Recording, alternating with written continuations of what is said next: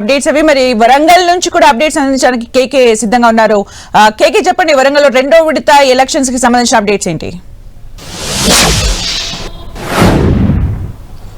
Yes Sumitra, ఉమ్మడి వరంగల్ జిల్లాలో తొలి విడతకు సంబంధించినటువంటి గ్రామ పంచాయతీ ఎన్నికలు చాలా ప్రశాంతంగా మూసాయి. మొత్తం ఉమ్మడి వరంగల్ జిల్లాలో 1683 గ్రామ పంచాయతీలుంటే ఆ గ్రామ పంచాయతీలకు 3 విడతలుగా ఎన్నికలు జరుగుతున్నాయి.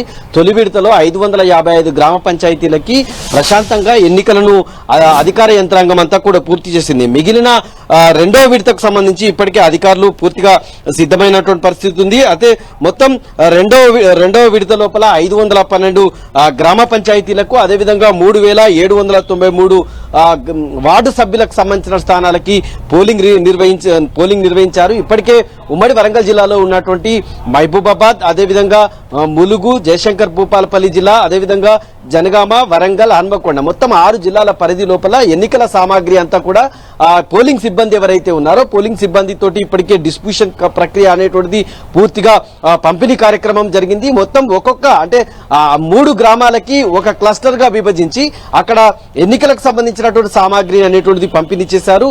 రూట్ ఆఫీసర్లు కావచ్చు, అక్కడ ఉన్నటువంటి ఎన్నికల సిబ్బంది కావచ్చు, ప్రత్యేకమైనటువంటి స్క్వాడ్, అదేవిధంగా ఎలక్షన్ కు సంబంధించినటువంటి అబ్జర్వర్స్, ఇవన్నీ కూడా మొత్తం కూడా అందరూ ఎక్కడికక్కడికి ఆయా కేంద్రాల్లో ఎక్కడైతే వాళ్ళకి విధులకు సంబంధించినట్టు నిర్వర్తించాల్సినటువంటి ఆయా ప్రాంతాలకి ఇప్పటికే వెళ్ళిపోయారు. ప్రత్యేకంగా ఏర్పాటు చేసినటువంటి బస్సుల ద్వారా పోలింగ్ సిబ్బంది అంతా కూడా ఆయా గ్రామాలకు చేరుకున్నటువంటి సిచ్యువేషన్ మనకు కనిపిస్తుంది. 3 జిల్లాలు మహబూబాబాద్, జయశంకర్ భూపాలపల్లి జిల్లా, ములుగు జిల్లాల పరిధి లోపల ఆయా ఎస్పీలు పూర్తిగా బందోబస్తును పర్యవేక్షిస్తుంటే, అదేవిధంగా జనగామ, అదేవిధంగా హన్మకొండ, వరంగల్ 3 కూడా వరంగల్ పోలీస్ కమిషనరేట్ పరిధిలోకి వస్తాయి.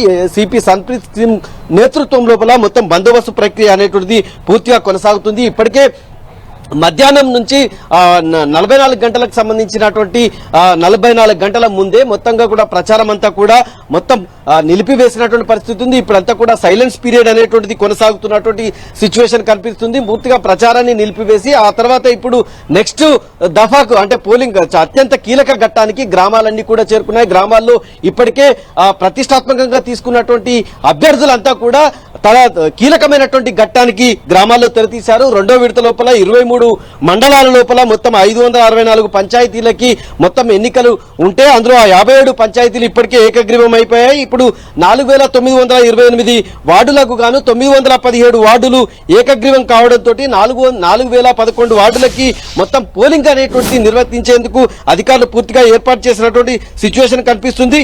ఈ రోజు మధ్యాహ్నం నుంచే మద్యం దుకాణాలు కూడా పూర్తిగా బంద్ చేసినటువంటి సిచ్యువేషన్ మనకు కనిపిస్తుంది.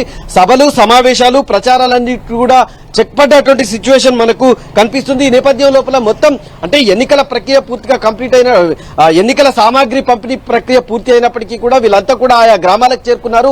రేపు ఉదయమే మాక్ పోలింగ్ కి సంబంధించినటువంటి అంటే మొత్తం ఎక్కడ ఆయా పోలింగ్ సెంటర్ల లోపల అభ్యర్థులు, వార్డు సభ్యులకు సంబంధించినటువంటి అభ్యర్థులు, సర్పంచ్ కు సంబంధించినటువంటి స్థానాలకు పోటీ చేసే అభ్యర్థుల సమీక్ష లోపల వాళ్ళ ఏజెంట్లు ఎవరైతే ఉంటారో వాళ్ళ ఏజెంట్ల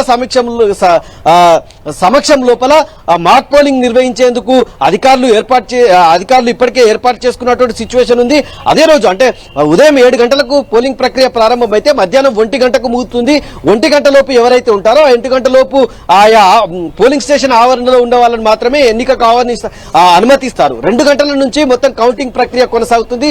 2 గంటల నుంచి కౌంటింగ్ ప్రక్రియ కొనసాగింది. ఇంకా తొలుత వార్డు సభ్యులకు సంబంధించినటువంటి మొత్తం కౌంటింగ్ ప్రక్రియ పూర్తయిన తర్వాత సర్పంచ్ అభ్యర్థికి సంబంధించినటువంటి ప్రక్రియ అయితే కొనసాగుతుంది. ఆ తర్వాత ఉప సర్పంచ్ ఎన్నికలు నిర్వహిస్తారు. మొత్తం ఇదంతా కూడా పగడ్బందీగా నిర్వహించేందుకు ఆయా జిల్లాలకు సంబంధించినటువంటి కలెక్టర్లు, ఎస్పీలు, అదేవిధంగా సిపి మొత్తంగా కూడా సర్వసిద్ధమయ్యారు.